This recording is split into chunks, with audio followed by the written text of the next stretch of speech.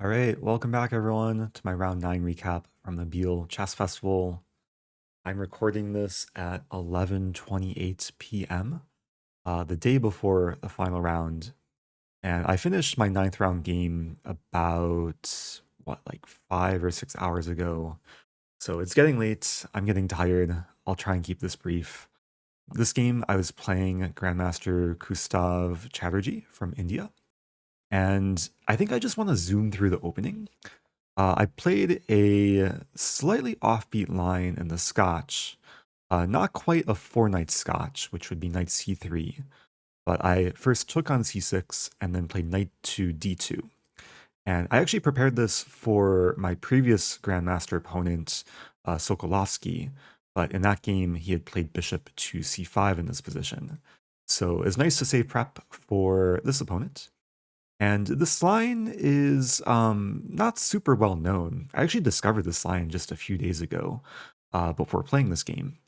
And it has a very solid reputation. We basically trade in the center, we trade bishops, I castle, and after black develops a bishop to e7, I play b3, castle, and bishop to b2. And this is a pretty easy opening to learn and understand from the white side. I have a nice bishop now fianchettoed on the long diagonal, and there's a lot of ideas of just developing actively with queen f3, putting the rooks in the center, and then eventually playing against black's pawn structure, which is a bit disconnected compared to white's very solid structure. So going forward from here, my opponent started taking time, and he had one game in this position from, I think, 2022. And in that game, he played queen to f5. And I would have been prepared for this move. I was going to play rook e1, bishop c5, queen f3, sack a pawn, and then take. And the line gets a little bit messy, but I think white has some edge in this variation. So my opponent deviated from his one previous game in this line, and instead of playing queen f5, he played rook f to e8. And I was prepared for a couple more moves here. I played queen to f3, and after rook a d8, I play rook a d1. And the extent of my preparation was basically uh, this move setting up the idea of knight c4 to exploit the pin on the d file, and then maneuver my knight either to e5 or e3. And that's basically what happened. After he played c5, I played knight c4, and my knight finds a happier place on e3, pressuring the pawn on d5, also having access to f5. So I was feeling very comfortable here, very solid position for white. I am threatening to take on f6 and then win the d5 pawn. So for that reason, he played knight to e4. And in this position, I had my first kind of big decision of the game, and I was mainly debating between two different moves. One move was c4, and the other move was queen f5. And these moves are very different. Initially, I wanted to play c4 to try and provoke black to commit in the center. I was expecting d4 here, after which I would play knight to d5. But I didn't end up going for this line because I thought after bishop to d6, black has some nice activity, and black is actually threatening a very nice tactic here, queen h6, attacking h2, but also setting up the fork with knight to d2. So yeah, I would have to be very careful here. I was calculating b4, but after queen h6, I think black is getting the better of white tactically. Now I was considering like bishop c1, but eventually I just rejected this whole line and concluded that in this position, queen f5 is way safer. And I thought I was still fighting for an edge in this position because I'm attacking the d5 pawn 3 times, threatening to play rook takes d5. And my opponent was pretty much provoked to take on f5. And after I take back, the position simplifies further. After bishop f6, I take and he takes, and then I play rook f e1. And I mean, so far the game has honestly not been super exciting, but I still thought like I had some small pull in the position, especially with black structure. I thought the more pieces that come off the board, the more the pawns can maybe be exploited in the endgame. But going forward from here, my opponent still played very solidly. He brought his knight back to e4. I play king f1. I should note here that what was I scared of? I was scared of knight c3 to harass my rook. So I played king f1, simply over defending e1. And that way, if he plays knight c3, I would have the option of either taking first or playing rook to d3. So the game goes forward. He plays rook e6. I play rook to e3. He plays g6, kicking my knight. I play knight g3. We trade on g3. And yeah, it seems very, very peaceful. We're now in a rook ending. And after he plays pawn to d4, I went for a nice looking move, rook to c3. This is the second time in the game I'm exploiting a pin on the d-file to improve one of my pieces. Earlier it was my knight being improved, this time it's my rook.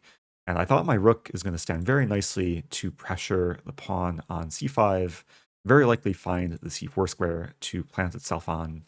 And that's what happened after rook d5. I play rook c4, and now I'm threatening pawn to c3 to try and just pressure. I can draw arrows, pressure the pawn on d4, which is still pinned to black's rook. But he was still playing very precisely, and he plays rook de5, creating the battery on e-file. And here I play g3, just making sure that my king has some breathing room. And then he plays g5, which is a nice positional move, maybe having some idea of playing g4 to fix my pawns on the king side. But then in this position, I went for some liquidation against his pawn chain. I played the move pawn to c3. And when I played this move, I was still feeling like I had some edge in the position, because after he takes back, I don't take the pawn immediately. I start with the move rook to c1. And my plan was to take back with this rook and then target his pawn on c5, which is also very weak. So even though I'm temporarily down a pawn, I thought that it can be very likely that I end up winning both his pawns on the c-file. But he proceeded to find some good moves in the position, starting with rook e2.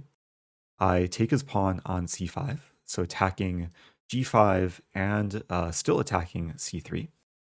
He defends the g5 pawn with h6. And here I figured that if I take on c3 right away, then he takes on a2, and the position is most likely going to be a draw. So I went for the move pawn a4 here, just saving my a-pawn and getting ready to take his pawn on c3 next. I thought I'm still playing for a win. And then he played a move which I actually kind of overlooked, the move rook to d2. I was only looking at the move rook to b2, after which I would take his pawn, and then if he tries to get counterplay with rook f6, I would have rook 1 to c2, neutralizing his attack on f2, and white would just be up a pawn here. Now the difference, what happened in the game, when he played rook d2, now if I take his pawn on c3, really with either rook, let's say rook 1 takes c3, then he plays rook f6, and I don't have the same neutralizing move, rook c2, because it would not be obstructing his rook. Actually, if I play this move, I'm just losing a rook in this position. After rook f2, he attacks my king, and then wins the rook on c2. So it's a small oversight by me, and I had to figure out what to do after rook d2, because I didn't really want to allow lines where I take and then he plays this, and then my f-pawn's attacked, and if I move the f-pawn, he's going to win h2. So in this position, I played a move which I thought keeps everything under control, but my next move actually turned out to be a really, really bad blunder. I played the move rook to e1. And my thought process when I played this move is that I just want to trade rooks, and if he goes for rook f6, I'll neutralize with rook to e2. And meanwhile, I'm keeping an eye on the c-pawn. I didn't think he has any tactics with promotion. And basically, when we got to this position, I thought everything was under control, but we both missed a completely winning line for black. And I think this position is a great calculation exercise. And for anyone that watching that maybe hasn't seen the game and seen the engine analysis of this game, if you want to pause the video and try and find the line that I missed and that my opponent missed, this is black to move and win. And it's honestly not the easiest line to find. And I had actually seen the first couple moves of Black's winning sequence, but I failed to see the eventual winning idea for Black. So I'll go ahead and show the only winning move here for Black is to play pawn c2, which thankfully my opponent did not play. Uh, Soon I'll go back and show what my opponent did play. But if he plays c2, then Black is threatening to take on e1, play rook d1, and queen the pawn. So I would have to take on e6. Rook c1 doesn't help because rook d1 wins for Black. So after rook takes e6, pawn takes e6, Black is again threatening to queen the pawn with rook d1 and c1. So I would have to play king to g2 here. And I saw this position from a distance back when I played rook e1, and I thought everything is under control for white. And I thought that eventually I'm just going to push my queenside pawns, and eventually the rook will have to move away to stop my pawns from queening, and then I'll win the c2 pawn, and we'll probably just liquidate the whole queenside. But what I missed in this position is Black has a really nice resource starting with pawn to g4. And what this does is it clamps down my whole king side, and basically nothing can move for me on the king side, given that my king is boxed in. It can't move back because rook check and the pawn will queen. And now if I start pushing my queenside pawns, the idea that I missed, and I assume that my opponent missed as well, is Black can start moving the e-pawn down, starting with pawn to e5. And Black is just ready to play e4 and e3, and it turns into a pawn race, which Black is just winning. Now, if I play b5, Black plays e4, and if a5, e3, now my f-pawn is pinned, my rook is tied down. I could never move the rook to the e-file, because the rook has to stop the c-pawn from queening. And in this position, if I play pawn b6, Black can play pawn to e2, and I'm just too slow. If pawn b7, then Black is in time to play rook d8. And there is some concrete line here. After rook c8, Black can queen. And even if I take with check, let's say king g7, and I make a queen of my own, Black is just winning in the end with queen to e4 check. And yeah, my king is basically forced back. f3 doesn't help because takes. And once my king goes back, Black will be queening and mating me. So this was a big miss from both of us. And yeah, going back, I mean, this is very findable for my opponent, especially given the time situation. He had just under 15 minutes to find the move c2 and evaluate this line. And yeah, I'm very, very thankful that my opponent played rook f6. So I basically dodged a bullet. And once he played this move, the rest of the game was pretty non-eventful. I played the move rook e2. He played rook f3. I play rook takes d2. He takes back. I attack his d-pawn, and now we just trade pawns. And after rook to b4, it does look like maybe I'm in a little bit of a bind. Like I don't want to play rook a2 and wind up with a passive rook.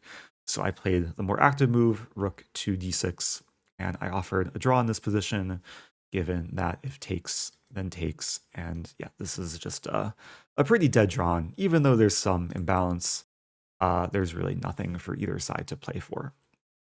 So anyway, that was my round 9 game. I think there's definitely some late stage tournament fatigue for both myself and my opponents, but I'm very thankful to have come away with a draw, especially against a decently high rated Grandmaster. And yeah, I'm going to wrap it up here. Thanks everyone for watching. I have one more game tomorrow. Probably by the time this video is posted, the tournament will be over. I do apologize for the delays in editing the recaps, but yeah, there's a lot to juggle between recording, preparing, sleeping, eating, etc. So I'm going to try and rest and prep, and I'll see you guys soon for the final round recap. Stay tuned.